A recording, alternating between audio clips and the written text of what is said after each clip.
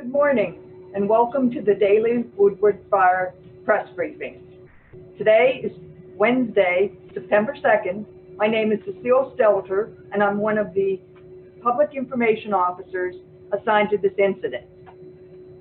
To start things off this morning, Operations Section Chief Brenton will brief us on the fire operations.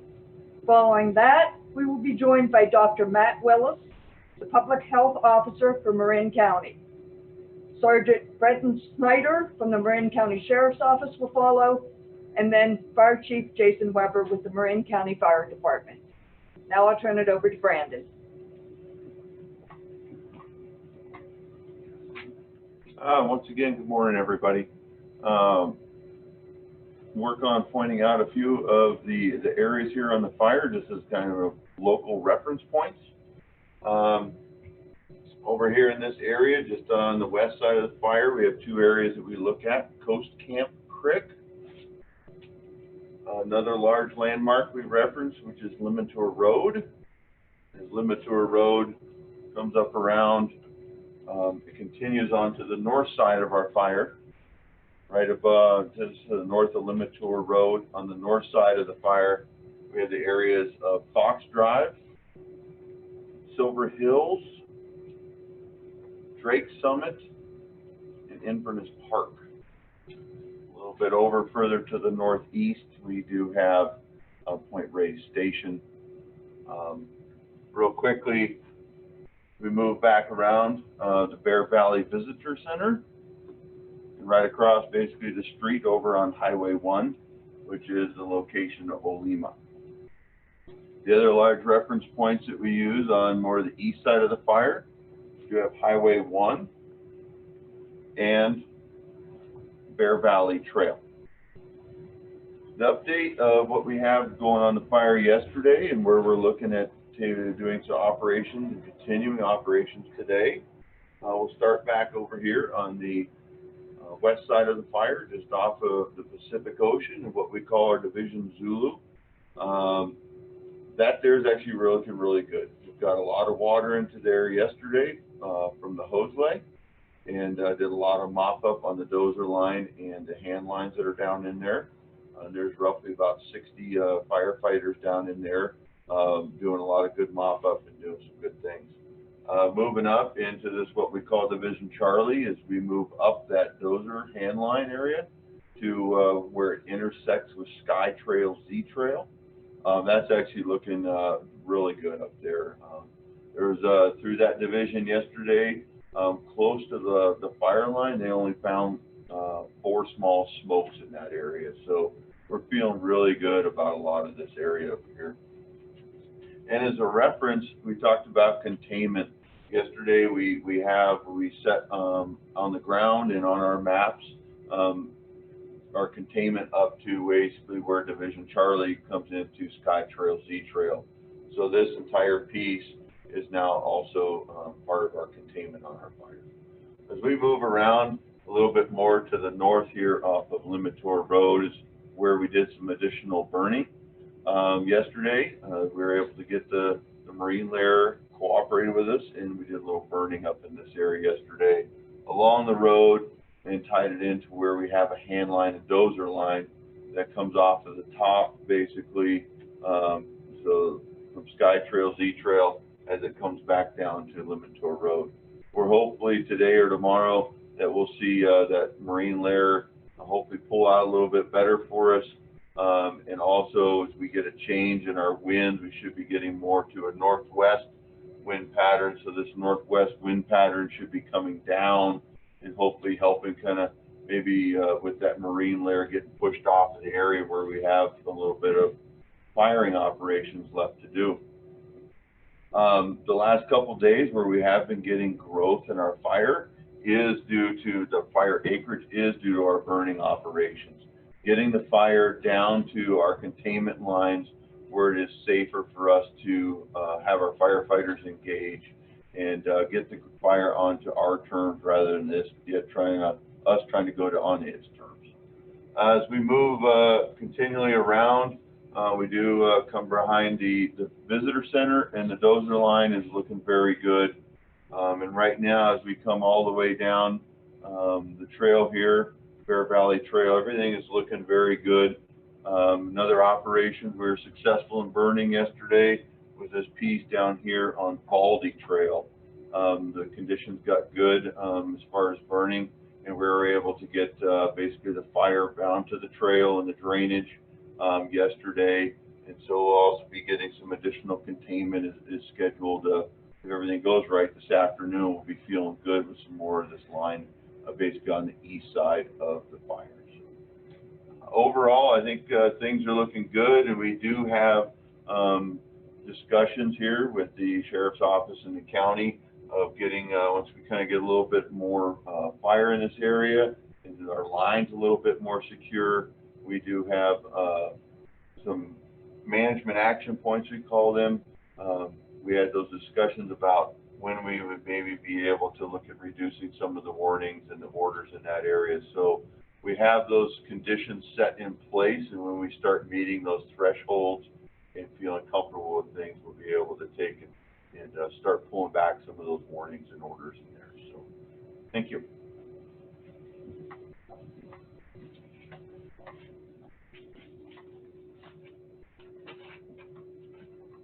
Hi everyone, I'm Matt Willis, Public Health Officer for Marin County. Thank you for that update. It's great to hear that we're making progress. And I want to start by thanking our firefighters for the excellent work they've been doing. And thank you, our excellent Marin County firefighters, as well as those that have come in from the outside. I'm happy that our public health team has been able to offer testing and some of the additional COVID-19 related protections for those firefighters that have come from outside to make sure that they're protected as they try and protect us. So I'd like to just offer an update on air quality, especially with regards to how this might intersect with the COVID-19 pandemic. We are experiencing a collision of two emergencies here in Marin County and across the region. And there's been a lot of questions about how we might manage COVID-19 along with wildfire smoke. The AQI today in Marin County is better than it has been. We're looking at numbers between 50 and 150. That's in that moderate up to the USG or unhealthy for sensitive groups level. That's better than we have seen, but that's no promise that that's going to persist. We know the fire is still burning, as we just heard, and based on wind conditions and air pressure, we might expect over the coming days to have some of those higher levels that we've had in the past. This is the longest interval of poor air quality that we've experienced in Marin County due to wildfire smoke in recent history. We're now, one of the challenges is that public health in COVID-19 has been recommending that we move things outdoors to prevent indoor transmission of COVID-19. And now, of course, because of wildfires, we're now recommending that things move indoors. That's obviously a challenge. Where those two sets of recommendations converge is in the recommendation to remain indoors with members of your household. We know that is the safest place for us to be, indoors when the air quality is poor, sheltering at home, especially with windows and doors shut. So that's the single most important message I have as public health officer, is that as we're experiencing both COVID-19 and elevated AQI levels related to wildfire smoke, the best place we can be is indoors with our household members. There have been questions about masks. So normally, when we experience poor air quality, we recommend that people who cannot avoid prolonged outdoor exposure to wildfire smoke wear N95 masks. Those filter those finer particles. Unfortunately, because of the lack of supply of N95s related to the COVID-19 pandemic, we don't have enough N95 masks to recommend that people use them for wildfire protection. So therefore, our recommendation is, again, rather than it's essentially just move it back indoors and defer those activities outdoors as much as possible. The cloth masks that we're recommending for COVID-19, we should not be falsely reassured that they would protect us against wildfire smoke. The most harmful particles related to wildfire smoke are those ultrafine particles, less than 2.5 microns. And the cloth masks do not actually offer protection against those. So it's essential to wear your cloth mask when you're outdoors or indoors with others who are not part of your household. That remains a mandate and an order from public health, but let's not be falsely reassured that that would actually protect us outdoors when the AQI is high. Another issue has been symptoms. So obviously the symptoms that people commonly experience when wildfire smoke is active mimic those of COVID-19. People feel short of breath, cough, sore throat. So if you are in a sensitive group, if you are someone that may have emphysema or asthma, and you are experiencing those symptoms, it's important to reach out to your medical provider to have that conversation to guide you whether or not you might actually need to come in for evaluation. Of course, if you're having severe chest pain or severe shortness of breath, call 911. Importantly, also, if you are evacuated related to wildfire smoke or wildfire encroachment into your area, if you are evacuated, make sure that you do bring your face covering with you and practice physical distancing throughout that experience. We have altered our approach to sheltering this year based on COVID-19. We are sheltering people who are evacuated in hotels, motels, short-term rentals to try and avoid congregate settings. Our shelters are now physically distanced. We've actually altered the way that we've organized our shelters to make them safer. But again, if you are evacuated, make sure that you're practicing physical distancing and covering your face. Two places to look for air quality. There's airnow.gov. That's one single monitor in Marin County. There are fewer monitors, but they are well calibrated and they are government regulated. And then there's Purple Air, which has emerged as a new tool, which it's crowdsourced. There are many more Purple Air monitors throughout the region. And looking at the combination of both those, airnow.gov and purpleair.com is the best way to get a general sense of what the AQI is in our region at any given time. And I'll end with a warning that as we approach Labor Day, many of us have plans for outdoor celebrations. Let's hope that they're with your social bubble. But this year, we're anticipating that wildfire smoke may persist into the Labor Day weekend. It will not be perhaps safe to be outdoors because of wildfire. The answer is not to bring it indoors. If it is not with your immediate household, it is not safe to be gathered indoors with people mixed outside of your immediate household. So this is a good year to keep your Labor Day celebrations small, keep them virtual, and stay safe. Thank you. And I'll introduce Sergeant Brenton Schneider.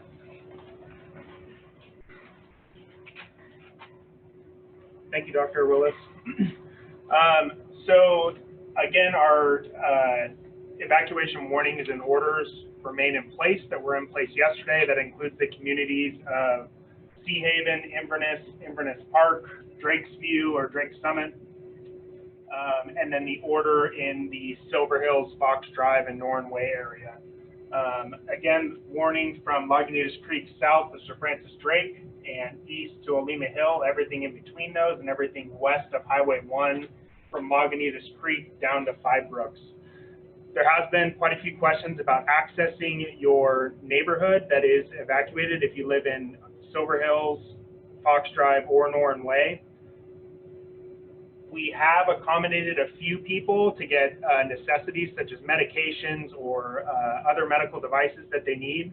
We're asking that residents don't ask to access this for anything that's not necessary, such as watering your plants or having to access different devices in your house. If it's medical related, we will try and accommodate that. But again, resources are limited and we're still responding to other emergency calls in the West Marin area. We did see a comment about someone possibly seeing fire at the top of Silver Hills.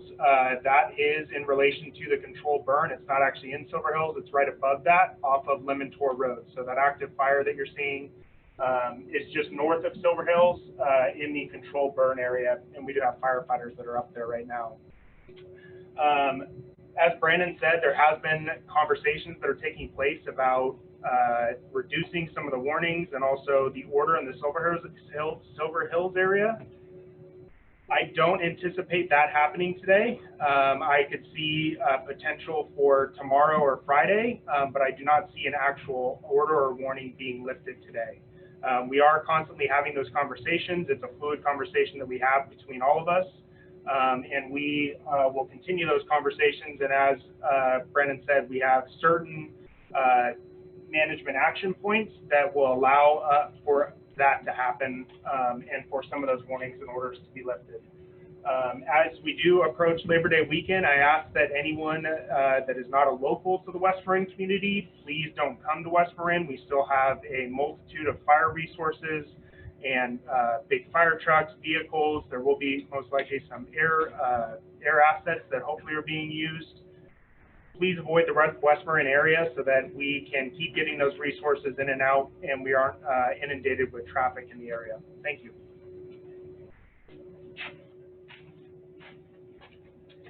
Thank you, Brenton, Brandon, Dr. Willis, much appreciated. Good morning, Jason Weber, Marin County Fire Chief. You know, we're responding live to questions you're posting. We're looking at the past 24 hours, so we're trying to answer all of those questions as we get there. I'm not going to get into the details of the operations that Brendan discussed, but I can tell you this piece up here around Silver Hills and Fox Lane, Inverness Park. This is our most calculated area, and why we're taking our time to do this right. We've got to build control lines that hold when the wind does pick up and the marine layer moves away. I understand that it is you know, very much unsettling to see fire right against those homes in there. You know, it's the last piece for us that needs to be buttoned up, and it's where we're spending our most time to do it in a calculated way to make sure we can protect those houses, but have good black line in there so there's no chance of rekindle or spotting across the road. So I understand there's a lot of anxiety around that, and we appreciate your patience. Brendan mentioned that there is some visible fire from that area. Well, that's because, you know, Limitor Road does run right behind those communities, and it's also why we have the evacuation order still in place there in the warnings just north of that. Also want to reiterate that we have nighttime resources out there that are watching those areas. There's a lot of folks out there in the day doing that work. There's also patrols at night that are working through that area to make sure if there are any ember showers that we're jumping on that immediately. So one of the questions also was about burnout operations versus the fire spread. So this is fire we're putting on the ground in order to build that black line. This isn't necessarily the fire spreading in that direction. Just want to clarify that piece. And then I'll end with the Point Reyes National Seashore will be closed through Labor Day weekend. And as Brenton mentioned,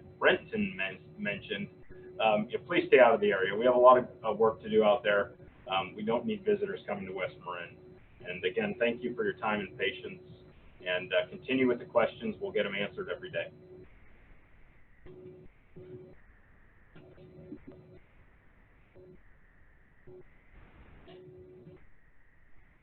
So just as a reminder that this recorded briefing is available for viewing on INCIWeb, on Facebook, YouTube, Twitter, and our documentation is also available on those sites as well as on INCIWeb. For today's fire statistics, the fire now covers 4,538 acres and is 41% contained. There are 508 personnel currently assigned to this incident, including 11 crews, 36 engines, 5 helicopters, 1 bulldozer, 1 masticator, and 5 water tenders. That concludes today's briefing. Looking forward to seeing you here tomorrow. Be safe. Thank you.